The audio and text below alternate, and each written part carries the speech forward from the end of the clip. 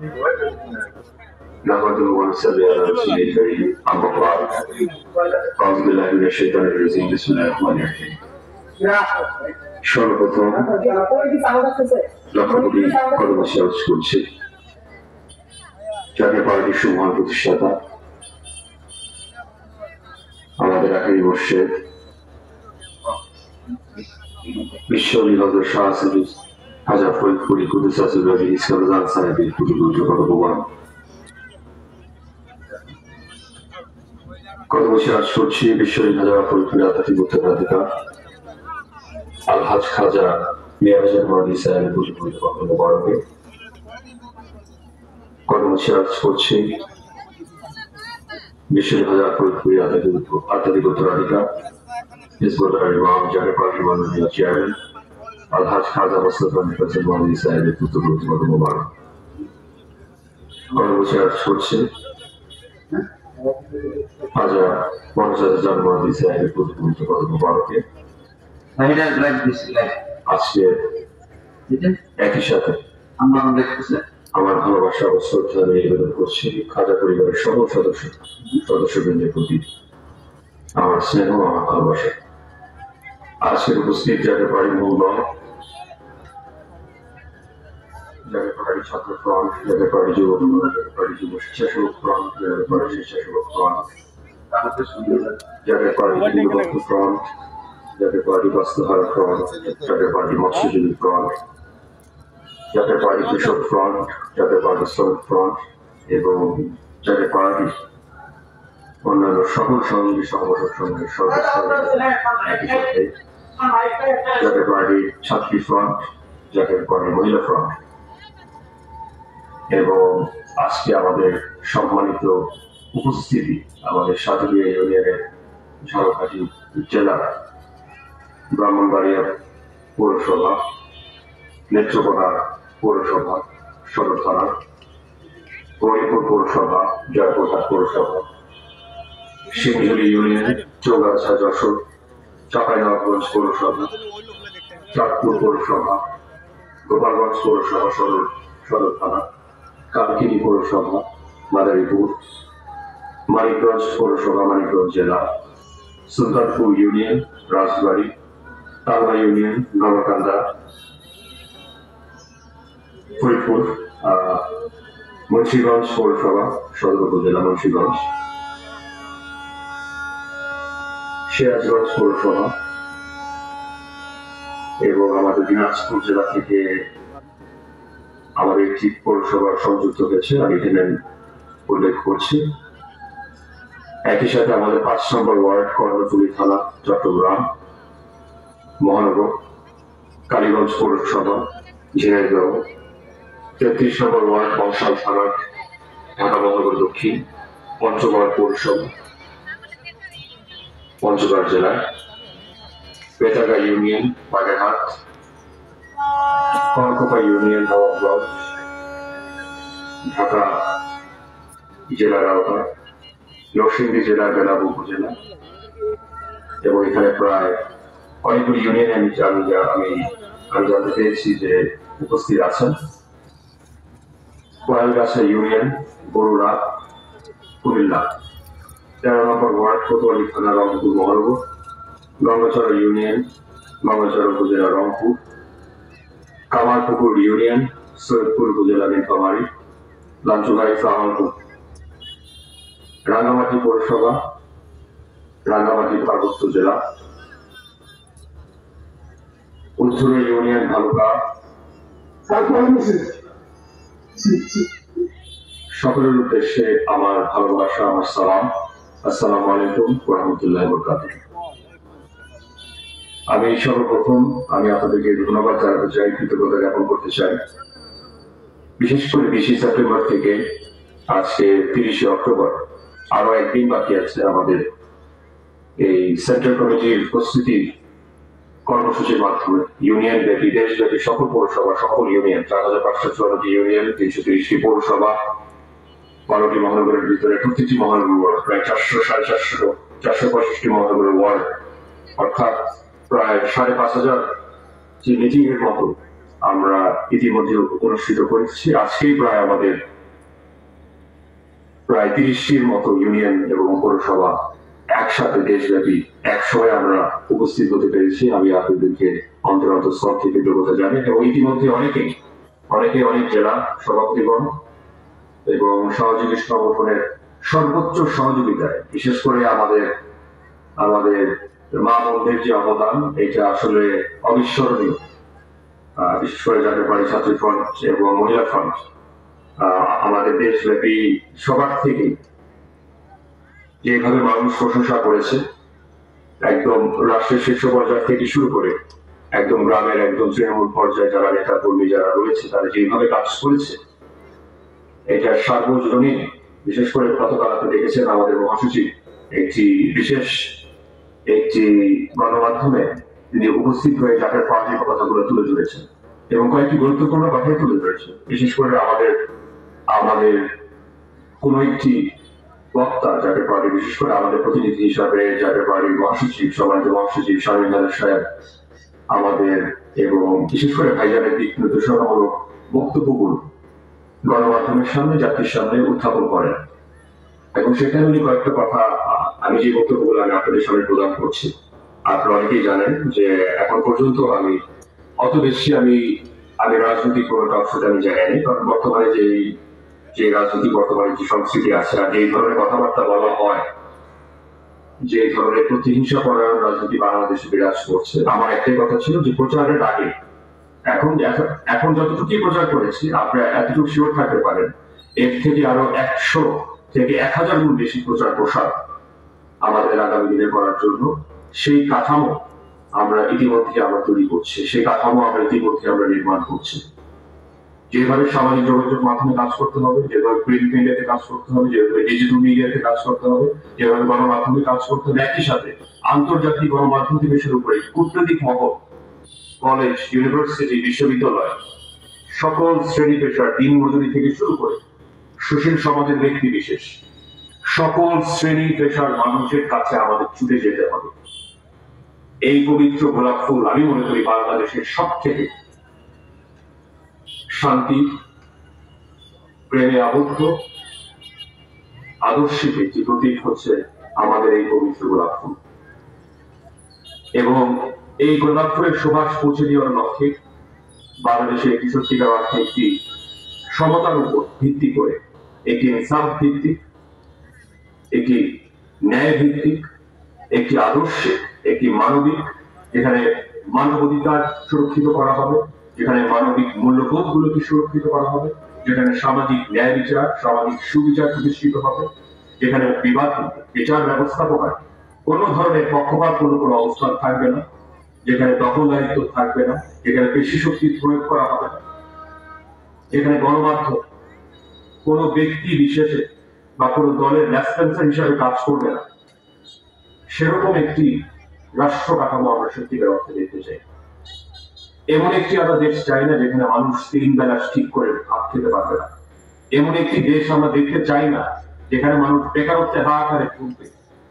এমন একটি দেশ আমরা দেখতে চাই না যেখানে মানুষ আগামী দিনে তার পরিবারকে কি করে খাওয়াবে এ নিয়ে দুশ্চিন্তায় পড়বে। এরকম আমরা রাষ্ট্র ব্যবস্থাপনা আমরা চাই না যেখানে নিষ্পাপ বাচ্চাগুলো চিকিৎসার অভাবে তারা মৃত্যুবরণ করবে। এরকম বাংলাদেশ আমরা চাই না। এরকম নৈতিক অবক্ষয়ের বাংলাদেশ আমরা চাই না যেখানে আমাদের মা বোনরা প্রতিনিয়ত ধর্ষিত হবে, অপমানিত হবে, অবহেলিত হবে। এরকম আমরা বাংলাদেশ চাই না যেখানে নৈতিক অবক্ষয়ের কারণে আমাদের বৃদ্ধ মা বাবাদেরকে আমরা বৃদ্ধাশ্রমে পাঠিয়ে দিব। এরকম বাংলাদেশ আমরা দেখতে চাই না। এটা ইসলামের মৌলিক শিক্ষা নয়, এটা মানবতার মৌলিক শিক্ষা নয়। স্বার্থপরতা, ব্যক্তির স্বার্থ এবং বর্তমানে যে ভয়ানক যে নৈতিক অবক্ষয় বাংলাদেশে ঘটেছে, সমাজ ব্যবস্থাটাকে একদম সম্পূর্ণভাবে একদম ধ্বংস করে দিয়ে গিয়েছে।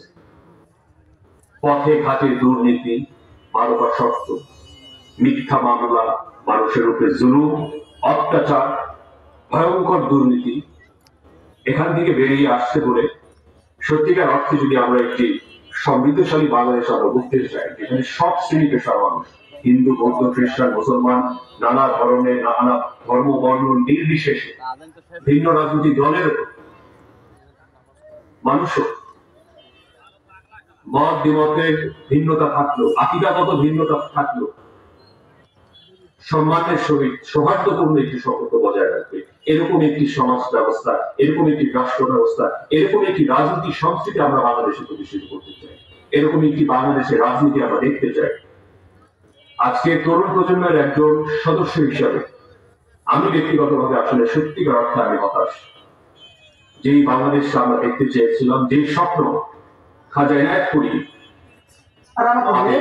প্রাণের দাদা বুঝুন, যে কারণে জাকের পার্টি প্রতিষ্ঠা করার জন্য জাকের পার্টির সুমহান প্রতিষ্ঠাতাকে নির্দেশ দিয়েছিলেন যে মজলুমের পক্ষে আমাদের এই জাকের পার্টি প্রতিষ্ঠিত আমি করেছি, মজলুম জনতাকে উন্মুক্ত করার জন্য, মুক্তি নিশ্চিত করার জন্য জাকের পার্টির নেতাকর্মীরা নেতৃত্ব দিবে। বাংলার শান্তিকামী মুক্তিকামী মানুষের মুক্তির দূত হবে জাকের পার্টির সর্বস্তরের নেতাকর্মী। এই ছিল জাকের পার্টি প্রতিষ্ঠা করার জন্য জাকের পার্টির সুমহান নকশাটাকে নির্দেশ। আজকে সমাজে আপনি দেখেন চাঁদাবাজি, টেন্ডার বাণিজ্য, ব্যাংকে টাকা আত্মসাৎ, খুন খারাপি, মারামারি, কাটাকাটি, ধর্ষণ, মানুষের সম্মানহানি করা হয়, মিথ্যা মামলা দিয়ে হয়, বাড়ি পুড়িয়ে দেওয়া হয়, ধর্মের নামে যত ধরনের বিভাজন, এক অপরকে কাপের ফতোয়া দিয়ে বেড়াচ্ছে। মানুষ মারা গেলেও, মারা যাওয়ার পরেই তো আল্লাহ হাসরের ময়দানে দাঁড়া করাবে। এখানে তো দেখি আমরা অগ্রিম প্রায় হয়ে যায়। মৃত্যুর আগে আমাদের কিছু ব্যক্তি বিশেষ আছে, আলেম সমাজের অনেকেই আছে, আমি অনেকে অনুরোধ করেছি, আজকে আমার দাড়ির সাইজ কত তা দিয়ে যদি আবার ইসলাম বিবেচনা করা হয়, আমার পরনের কাপড় দিয়ে যদি আপনি ইসলাম বিবেচনা করেন, এটা ধর্ম হতে পারে না। যে 5 ওয়াক্ত নামাজ করে ব্যাংকের টাকা আত্মসাৎ করে, তাদের কি আপনি মুসলমান দাবি করতে পারেন? না। যারা 5 ওয়াক্ত নামাজ করে দেশের মানুষের অর্থ সম্পদ সবকিছু লুণ্ঠন করে দিয়ে, দেশের মানুষের রক্ত চুষে, মাংস ছিঁড়ে, কঙ্কাল বাদে আর কিছু না রেখে তাদেরকে পথে ঘাটে নিক্ষিপ্ত করে দিয়ে গিয়েছে, তাদের কি আপনি মুসলমান বলতে পারেন? না। ইসলামের যে শাশ্বত মহিমাময় রূপ, এটা খালি লেবাস দিয়ে হয় না। আমার আপনার আকীদাগত নানা ধরনের ভিন্নতা থাকতে পারে, প্রত্যেকটি বাড়িতে ইসলামের এবং ইসলামের মূল্যবোধ, কোরআন হাদিসে ভিন্ন ভিন্ন নানা ধরনের বিশ্লেষণ থাকতেই পারে, কিন্তু তার মানে এই নয় আপনি সুন্নি বলে, আপনি দেওবন্দি বলে, আপনার সালাফি আকীদায় বিশ্বাসী বলে এক অপরকে নিশ্চিহ্ন করবেন, নির্মূল করবেন। আমি আলেম সমাজের প্রতি আমি বিনীতভাবে অনুরোধ জানাচ্ছি, বিভাজিত হয়ে দেশটাকে আরেকবার ধর্মের নামে, বিশেষ করে এখন মুসলমানদের ভিতরে দয়া করে বিভাজন সৃষ্টি করেন না। আমরা এক কলেমায় বিশ্বাস করি, আমরা এক আল্লাহ বিশ্বাস করি, আমরা এক নবী হযরত মুহাম্মদ সাল্লাল্লাহু আলাইহি ওয়াসাল্লাম সর্বকালের সর্বশ্রেষ্ঠ মহামানবকে আমরা জানে প্রাণে আমরা ভালোবাসি, এবং সেই আলোকে ধর্ম বর্ণ নির্বিশেষে আগামী দিনে আসলেই যদি একটি সমৃদ্ধশালী বাংলাদেশ আমরা গড়ে তুলতে চাই, সমাজের যত দুর্গন্ধ আলা এই রাজনৈতিক চর্চাগুলো রয়েছে, অতীতের যত ধরনের জঘন্যতম যত চর্চা রয়েছে, জমি দখল থেকে শুরু করে, ব্যবসা দখল থেকে শুরু করে, মানুষের অর্থ আত্মসাৎ থেকে শুরু করে, একজন কৃষক ভাইয়ের সাথে আমার কথা বলি, তিনি আমাকে বললেন যে তার মাসের আয় সর্বোচ্চ 17 থেকে 20,000 টাকা। যে জমিতে তিনি হাল চাষ করে সেই মালিক তার থেকে 75% তার আয় নিয়ে যেতে চায়। আপনারা বলেন, এরকম একটি বৈষম্যমূলক দেশে যেখানে মানুষ 2 বেলা ঠিক করে খেতে পারে, 1 বেলা অনেকে হিমশিম খায় ভালো করে খেতে, মানুষ মাংস তো অনেক আগে ছেড়ে দিয়েছে, গরু মাংস তো অনেক দিন আগে ছেড়ে দিয়েছে, যেখানে মুরগি কিনতে পারে না, ডিম খেতে পারে না ঠিক, এখন সবজি কিনতে পর্যন্ত হিমশিম খায়। এই যে বর্তমানে যে অবিচারগুলো রয়েছে বাংলাদেশে, মানুষ হত্যা তো এক জিনিস, গুম খুন এক জিনিস, কিন্তু আমি মনে করি এর থেকে আরো ভয়ঙ্কর যে অন্যায় এখনো চলে যাচ্ছে, সেটা হচ্ছে আজকে আমাদের এই তরুণ প্রজন্মের ভবিষ্যৎকে নীল নকশার মাধ্যমে তাদের ভবিষ্যৎ, তাদের মান সম্মান, ইজ্জত, পর্যায়ক্রমে তাদের শিক্ষার মেরুদণ্ড, তাদের কর্মসংস্থান, একটা ব্যবসা বাণিজ্যের একটা ভবিষ্যৎ পরিকল্পিতভাবে, সুপরিকল্পিতভাবে সম্পূর্ণভাবে ধ্বংস করা হচ্ছে। Recording in progress. আর্টিফিশিয়াল ইন্টেলিজেন্সের যুগ। আপনি ভবিষ্যতে আপনি দেখছেন যে এখন বর্তমানে মেশিন লার্নিং হচ্ছে, আপনি রোবোটিক্স এর মাধ্যমে আজকে চ্যাটজিপিটি থেকে শুরু করে আপনি গুগল, মাইক্রোসফট থেকে শুরু করে পৃথিবী আজকে কোথায় এগিয়ে পৌঁছেছে। আপনি প্রতিবেশী দেশগুলোর দিকে তাকান, আপনি ভারতের দিকে তাকান, আপনি তাইওয়ানের দিকে তাকান, আপনি চায়নার কথা চিন্তা করেন 1980 সালে কোন অবস্থায় ছিল, আর আমাদের যে একদম দেশগুলো, আপনি ভিয়েতনামের কথা চিন্তা করেন, ভিয়েতনাম আর আমরা বিগত 10-15 বছর আগে কিন্তু এক জায়গায় আমরা ছিলাম, আজকে ভিয়েতনাম কোথায় যে পৌঁছেছে আর আমরা আজকে কোথায় এসে পৌঁছেছি। মালয়েশিয়ার কথা আপনি চিন্তা করেন, 1980 সালে, 1970 সালে বাংলাদেশের থেকে তো বেশি পার্থক্য ছিল না। আপনি থাইল্যান্ডের কথা চিন্তা করেন, 1930 সালে, 1920 সালে অর্থনীতির যে মূল মেট্রিক গুলো, এরকম কোনো কিন্তু পার্থক্য ছিল না। আজকে এই দেশগুলো কোথায়, আজকে আর আমাদের বাংলাদেশ কোথায়? এবং আমি একটি শ্রেণীর মানুষকে আমি দায়ী করি, সেটা হচ্ছে বাংলাদেশের সব থেকে বড় দুর্ভাগ্য।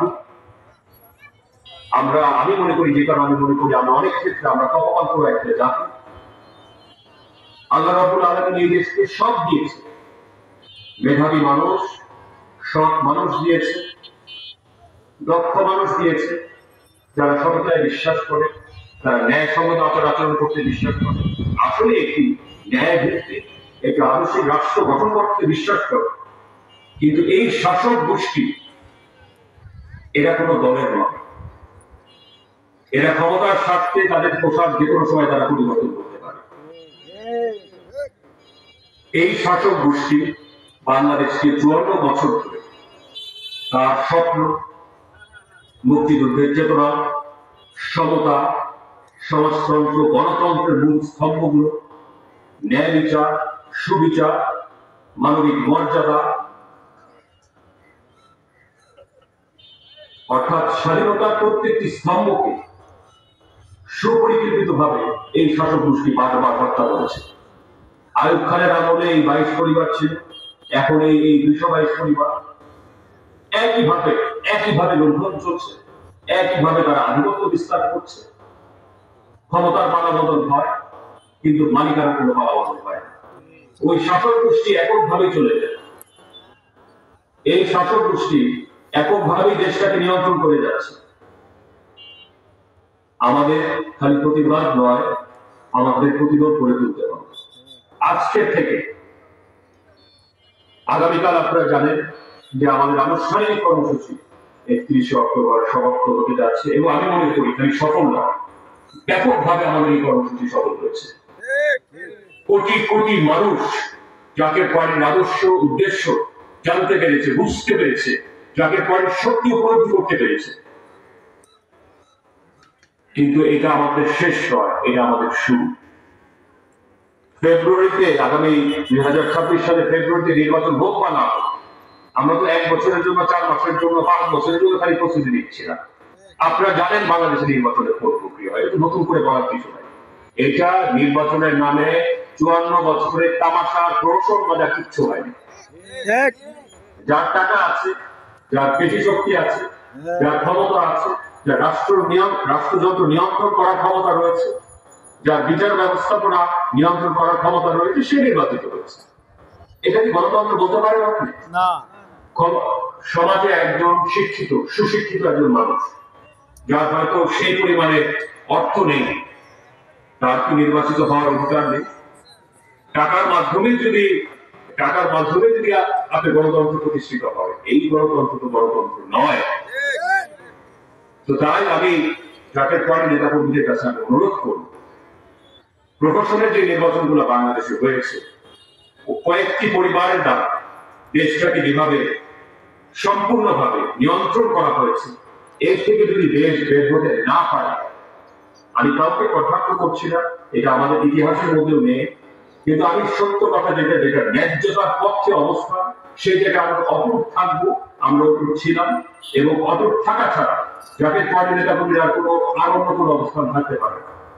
আমরা যদি আবারও দেখি আতাতের প্রক্রিয়া একটি নির্বাচন হতে যাচ্ছে, যেভাবে বিগত নির্বাচনে দ্বাদশ জাতীয় সংসদ নির্বাচনে আমরা বর্জন করে বেরিয়ে এসেছি, যেভাবে 2014 সালের নির্বাচনে আমরা বর্জন করে বেরিয়ে এসেছিলাম, উপস্থিতি হইলে, তেমনি ভাবে আগামী নির্বাচনে যদি আমরা দেখতে পাই আতাতের মাধ্যমে, আন্ডারস্ট্যান্ডিং এর মাধ্যমে, দামি অপোজিশন সৃষ্টি করে, জনগণকে প্রতারিত করে, একটা নির্বাচনের ফ্লেভার সৃষ্টি করে, গণপ্রতারণায় রূপান্তরিত করে একটি নির্বাচনের নামে একটি প্রহসন অনুষ্ঠিত হতে যাচ্ছে, তাহলে অবশ্যই আপনারা নিশ্চিত থাকতে পারেন আবার একইভাবে সেই নির্বাচন থেকে আমরা সরে দাঁড়াবো। কারণ এই কালো টাকার প্রভাব খাটিয়ে জনগণের যে মৌলিক দাবিগুলো, সেগুলো তো পূরণ হচ্ছে না। এবং সব থেকে বড় কথা হচ্ছে বাংলাদেশে সমতার বিষয়টা আমি বারবার আগে বলছি, এটা আমি মনে করি আমার মনের ভিতরে গভীর, একদম গভীর অন্তরস্থল থেকে আমি এই কথাটুকু আমি বলছি। এই বৈষম্যমূলক একটি রাষ্ট্র ব্যবস্থাপনা, এইটা কোনো দিন একটি দেশের জন্য, একটি জাতির জন্য কোনো সময় মঙ্গল বয়ে আনতে পারে না। আর এটার দিনে আপনি ফেরোদের নাম শুনছেন, ফেরাউনদের নাম শুনেছেন, যখন পিরামিড বানাইতো, রাজা প্রজাটা থাকতো সবার উপরে, তারপরে থাকতো আপনার নোবেল শ্রেণী, তারপরে থাকতো হচ্ছে আপনার কৃষক শ্রেণী, তারপরে থাকতো দাস শ্রেণী। বাংলাদেশটাকে একই পিরামিডের মাধ্যমে এই অর্থনৈতিক ব্যবস্থাটা নির্মাণ করা হয়েছে। উপরের একদম 0.0001% আপনাদের স্ব জেলাতে ওই 5 জন 10 জনের হাতে কিন্তু সমগ্র জেলার ক্ষমতা কক্ষিগত। এটা তো একটা রাষ্ট্র হতে পারে না। আমাদের সেই কালো টাকা নাই, আমাদের সেই অর্থ, সেই পেশি শক্তি নাই, সেই জ্বালাও করার কোনো ইচ্ছা বা এই পথ চিন্তা আমাদের নেই যে আমরা ভোট সেন্টার দখল করবো, কারোর উপরে জুলুম করবো, কাউকে চাপ প্রয়োগ করে আমরা ভোট, গোলাপ ফুলের পক্ষে ভোট অর্জন করে আদায় করে নেব। এটা আমাদের নীতি হলে তো আপনার বহু অনেক আগে আমরা আমাদের রাজনীতি ছেড়ে দিই। আর একটা কথা আমি আপনাদেরকে স্পষ্ট ভাবে বলি, এই একটা সিট, এই 2টা সিট, এই 3টা সিট, এই 5টা সিট, বা ধরে নেন 10টা সিট, বা ধরে নেন 20টা সিটের জন্য আমাদের আত্মা, আমাদের আদর্শ, আমাদের ইতিহাস, আমাদের ঐতিহ্য, এক হাতে চন্দ্র আর এক হাতে সূর্য দিল, এক চুল পরিমাণও আমরা বিসর্জন দিব না আমাদের আদর্শ। এই জায়গায় আপনারা নিশ্চিত থাকতে পারেন। টাকার প্রলোভন, ক্ষমতার প্রলোভন, জুলুমের ভয় দেখিয়ে নীতিবান আদর্শিক মানুষগুলোকে আদর্শচ্যুত করা যায় না। অনেক টাকার প্রলোভন দেখিয়েছিল, আগে বহু সরকার ছিল, ক্ষমতার প্রলোভন দেখিয়েছে, টাকার প্রলোভন দেখিয়েছে, নানা ধরনের স্বপ্ন, নানা ধরনের সুযোগ সুবিধার প্রলোভন দেখিয়েছে, চাপ প্রয়োগ করেছে, বিচার ব্যবস্থাকে অন্যায়ভাবে আমাদের উপরে জুলুম করেছে, কিন্তু আমরা আপোষ করি নাই। এক চুল পরিমাণও আমরা কোনদিন আপোষ করি নাই। আপনারা জানেন, বিশেষ করে বৃহত্তর ফরিদপুরে যারা আজকে আছেন, আপনারা জানেন কত কি ধরনের জুলুম অত্যাচার হয়েছে। আমি কাউকে কটাক্ষ করে বলছি না, আমি ব্যক্তি বিশেষের কথা নাম নিয়ে কিছু বলছি, কিন্তু এই অন্যায়গুলো আমি প্রতিশোধ করার উদ্দেশ্যে আমি বলি। আমি বলছি যে ভবিষ্যতে কোনো মা বোনকে, কোনো ভাইকে, কোনো বাপ চাচাকে অন্যায়ভাবে নির্যাতিত হবে তার নিজ দেশে থেকে, শুধুমাত্র অর্থের কমতির কারণে, এটা সত্যিকার অর্থে আমার মস্তিষ্কে আমি ধারণ করতে পারি না। তাই আমি ক্ষমা প্রার্থী আজকে 54 বছর পরেও যদি একই বাংলাদেশ দেখতে হয়, যেটা আসলে দুর্ভাগ্যক্রমে আজকে 30 বছর আগে যে বাংলাদেশের যে সমাজের এবং রাজনীতির যে সভ্যতা ছিল তার এক চুল পরিমাণ আজকে নেই। তো বাংলাদেশে ক্রমবর্ধমান ভাবে আমি 70-এ শুনেছিলাম, 70-এর দশকে তখন আমরা শুনেছিলাম যে এক মঞ্চে বিরোধী দলের নেতা কর্মীরা একসাথে বসে তারা ডিবেট করত, তারা বিতর্কে লিপ্ত হতো, মত ভিন্নতা থাকতো, কিন্তু কেউ কাউকে এভাবে খুন খারাপি করতো। আজকে কোথায় এসে পৌঁছেছে, কেউ একজন মারা গেল জানাজার নামাজ দিয়েও সেখানে রাজনীতি। এর থেকে আর দুর্ভাগ্যের কি হতে পারে? দেশ হিসাবে, জাতি হিসাবে, একজন মুসলমান হিসাবে, একজন হিন্দু বৌদ্ধ খ্রিস্টান হিসাবে এর থেকে আর দুর্ভাগ্যের কি হতে পারে? তো আমি আপনাদের কাছে অনুরোধ জানাচ্ছি, আমি গোলাপ ফুলের পক্ষে নয়, আমি আপনাদের অনুরোধ করছি যে ভালো মানুষগুলোকে আপনারা দয়া করে বেছে নেন। আমার এমপি হওয়ার, মন্ত্রী হওয়ার, ক্ষমতার স্বাদ মেটানোর এক বিন্দুটুকু আমার কোনো খায়েশ নেই। সত্যিকার অর্থে যারা আমাকে ব্যক্তিগতভাবে চিনেন এবং ছোটবেলা থেকে যারা আপনারা আমাদেরকে দেখেছেন, আপনারা ভালো করেই জানেন ক্ষমতার স্বাদ মেটানোর আমাদের পরিবারের কারো কোনো এরকম কোনো খায়েশ আমাদের কারো নেই। আমরা প্রকৃত অর্থে বিশ্বলিক হাজার ফরিদপুরি যে ইমানি নির্দেশ ছিল, যে অসংখ্য স্বপ্ন রয়েছে, সেই স্বপ্ন বাস্তবায়ন করার লক্ষ্যে মজলুম জনতাকে, বাংলার মুক্তিকামী, বাংলার শান্তিকামী মানুষের বুকে শান্তি ফিরিয়ে দিতে চাই। একটি ন্যায্যতার ভিত্তিতে একটি সমাজ ব্যবস্থা প্রতিষ্ঠিত করতে চাই। মদিনার আলোকে একটি আদর্শিক রাষ্ট্র আমরা প্রতিষ্ঠিত করতে চাই, যেখানে সব ধর্মের মানুষ, সব পথের মানুষ, ধর্ম বর্ণ নির্বিশেষে সব মানুষ রাষ্ট্রের সামনে সমান অধিকার পাবে, সম্মান পাবে, তাদের মানবিক মর্যাদা সুরক্ষিত থাকবে। এক রাজনৈতিক দল করে বিধায় আপনার জেল খাটতে হবে, মামলা বিনা কারণে মামলার সম্মুখীন হতে হবে, অত্যাচারের সম্মুখীন হতে হবে, বাড়ি ছাড়া হতে হবে, আপনার বাড়ি পুড়িয়ে দিবে। বিগত 54 বছর ধরে এই রক্তক্ষয়ী রাজনীতির কারণেই তো আজকে আমাদের এই বেহাল অবস্থা। তো তাই আমার প্রাণ প্রিয় ভাই ও বোনেরা, আপনাদের কাছে আমার আকুল অনুরোধ, আমি বিনীতভাবে আপনাদের কাছে অনুরোধ জানাচ্ছি, দয়া করে জাকের পার্টির পক্ষে দেশবাসীকে রায় দেওয়ার জন্য আপনারা আহ্বান জানান। জাকের পার্টির মূল উদ্দেশ্য, জাকের পার্টির আদর্শ আপনারা দেশবাসীর সামনে আপনি তুলে ধরেন। জাকের পার্টি একমাত্র রাজনৈতিক দল 36 বছরে কলঙ্কের একটা বিন্দুটুকু দাগ কেউ দেখাতে পারবে না। আমরা কারো গায়ে পর্যন্ত এক চুল পর্যন্ত আমরা স্পর্শ করি নাই, কাউকে করি নাই। কোন বক্তব্য প্রদান করার সময় কাউকে কটাক্ষ করে, অপমান করে, বেজ্জতি করে কোন বক্তব্য প্রদান করি। মামলা হামলা গুম খুন তো দূরের কথা। জাকের পার্টি একটি শান্তিকামী মানুষের একটি শান্তিপ্রিয় দল, যেখানে ধর্ম বর্ণ নির্বিশেষে সব শ্রেণী পেশার মানুষ ঐক্যবদ্ধভাবে তার রাজনৈতিক অধিকার প্রতিষ্ঠিত করতে পারবে। তার রাজনৈতিক অধিকার এই দলের মাধ্যমে আমি মনে করি সুরক্ষিত থাকতে পারবে। এবং বাংলাদেশে আগামী দিনের বাংলাদেশে একটি ন্যায্যতার পক্ষে যদি একটি রাষ্ট্র ব্যবস্থাপনা আমরা নির্মাণ করতে চাই, জাকের পার্টি ছাড়া, যার ইতিহাসে কোনো কলঙ্ক নেই, একমাত্র জাকের পার্টি আমি বিশ্বাস করি একটি আদর্শিক, একটি মানবিক, একটি রাষ্ট্র ব্যবস্থাপনা, একটি অর্থনৈতিক কাঠামো নির্মাণ করতে পারবে। এত অর্থ থাকে, আমি শেষ করার আগে একটি কথা বলব,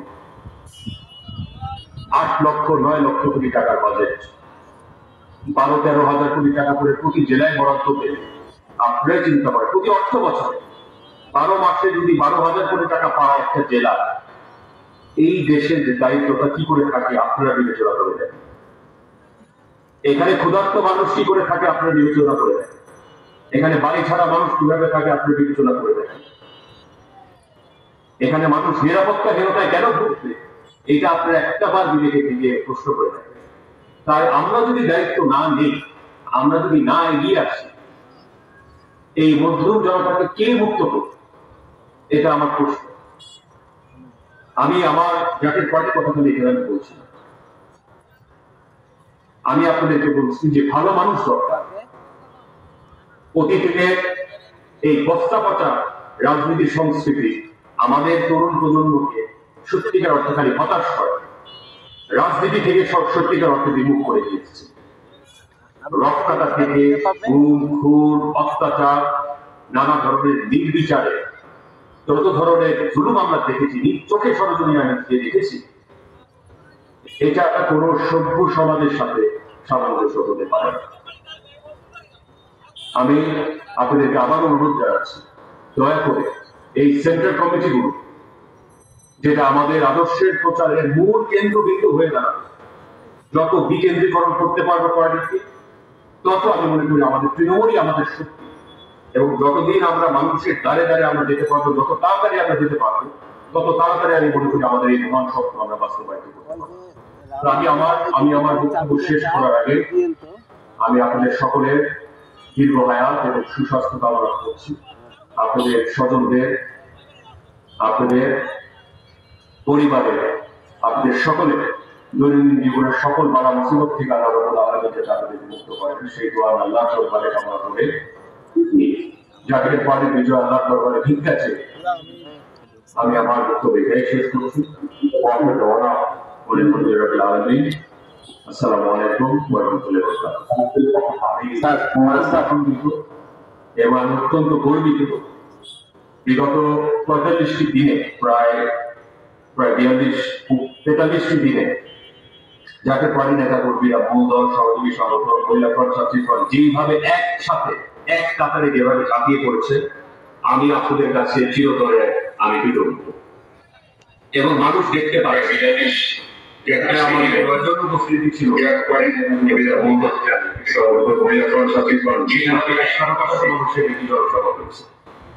তো মানুষের কাছে যদি আমরা না যেতে পারি, মানুষ কি করে আমাদের আদর্শ কি বুঝবে, কি করে বুঝবে, কি করে জানবে, কি করে জাতীয় পার্টিকে সমর্থন করবে, যদি আমাদেরকে তারা নাই চিনতে পারবে, নাই বুঝতে পারবে।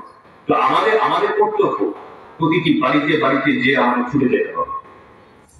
এই দরজা আমাদের জন্য খুলবে এবং জনগণ যেভাবে ঘড়ির কাঁটা খুলে সব দলের পক্ষে তো একবার না একবার ঘড়ির কাঁটা করেছে, একদিন না একদিন জাতীয় পার্টির কাছেও সেই ঘড়ির কাঁটা আসবে। জাতীয় পার্টির বিজয় অবশ্যম্ভাবী, হযরত শাহজালাল, হযরত শাহপরণের বিজয় অবশ্যম্ভাবী, বিশ্ববিদ্যালয় ফরিদপুরের বিজয় অবশ্যম্ভাবী, খাজা এনায়েতপুরীর বিজয় অবশ্যম্ভাবী। এই বাংলাদেশ হযরত শাহজালাল, হযরত শাহপরণের বাংলাদেশ, এই বাংলাদেশ খাজা এনায়েতপুরীর বাংলাদেশ, এই বাংলাদেশ বিশ্ববিদ্যালয় ফরিদপুরের বাংলাদেশ, এবং ইনশাআল্লাহ আগামী দিনের বাংলাদেশ হবে জাতীয় পার্টির বাংলাদেশ, মোস্তফা কামালের বাংলাদেশ। ইনশাআল্লাহ ইনশাআল্লাহ বিজয়ের ময়দানে যদি দেখা করতে চাই, যদি দেশের মুক্তিকামী শান্তিকামী মানুষকে মুক্ত করতে চাই, ঐক্যবদ্ধভাবে ধর্ম বর্ণ নির্বিশেষে আপনার প্রতিবেশী আত্মীয় স্বজন ময়দানে দেখা করতে চাই, সকলকে নিয়ে দেশের এই ন্যায় সংগ্রামী মানুষকে মুক্ত করতে চাই, ঐক্যবদ্ধভাবে। সবাইকে সংগ্রামী সালাম, সবাইকে সংগ্রামী শুভেচ্ছা। ইনশাআল্লাহ ইনশাআল্লাহ এইভাবে যদি আমরা কাজ করে যেতে পারি, নিকট ভবিষ্যতে জায়গায় পারি বিজয়।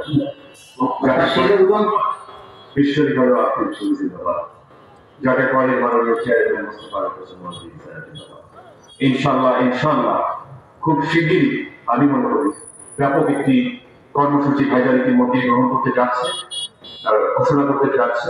আপনি অপেক্ষায় থাকবেন এবং আগামীকালের পরে 2রা নভেম্বর ইনশাআল্লাহ আমরা সেই আনুষ্ঠানিক কর্মসূচি আমরা ঘোষণা করব। আসসালামু আলাইকুম, সবাই থেকে আমি বিদায় নিচ্ছি। আমরা সবাইকে আমার ভালোবাসা, আপনাদের পরিবার পরিজনের সকলের প্রতি আমার ভালোবাসা আপনারা পৌঁছে দিবেন। যারা আজকে উপস্থিত হতে পারে নাই সকলকে আমার সালাম। দূরদূরান্ত থেকে যারা এসেছেন আজকে মেয়ের সমাবেশগুলোকে সফল করার জন্য আপনাদেরকে আমার অন্তরস্থল থেকে আমার কৃতজ্ঞতা। আমি সবাইকে দেখতে পাচ্ছি প্রত্যেকটি ইউনিয়ন আমি এখানে দেখতে পাচ্ছি, প্রায় 30 ইউনিয়নকে আমি নাম বললাম। সালাম আলাইকুম। দেখতে পাচ্ছি আপনার অসাধারণ কাজ করছে লঞ্চু ভাই, আপনাকে করলাম। নেত্রকোনা পৌরসভায় যারা আছেন আপনাদেরকে আবার সালাম, আমি আপনাদেরকে বিদায় করছি।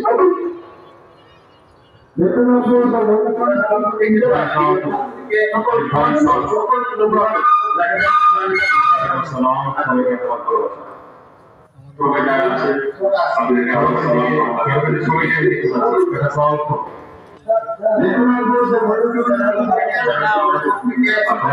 অসাধারণ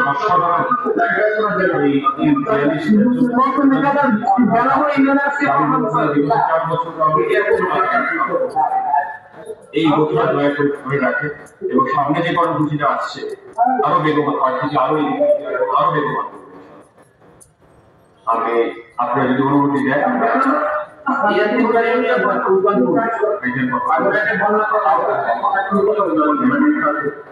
আমি চাই যে আমাদের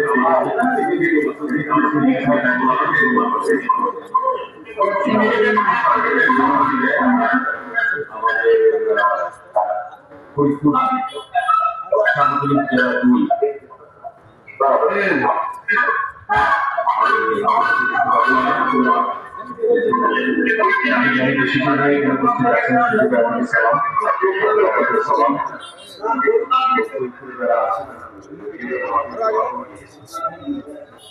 আপনাদের সবাইকে সালাম, বিশেষ করে টাঙ্গাইল ইউনিয়নে আমার অনেক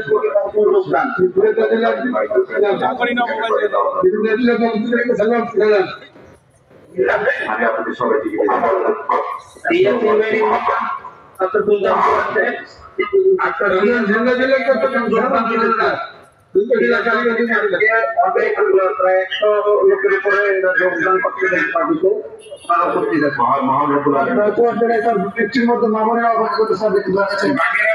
ঘূর্ণিঝড় মন্থার প্রভাবে ওনারা বৃষ্টি করতেছে প্রচন্ড, ওনারা সবাই শুনতেছে স্যার।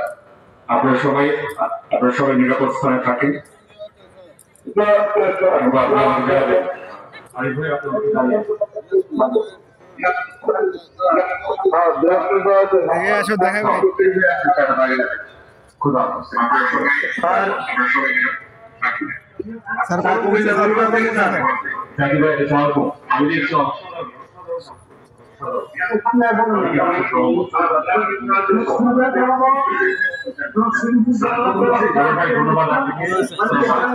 আমাদের সময় আছে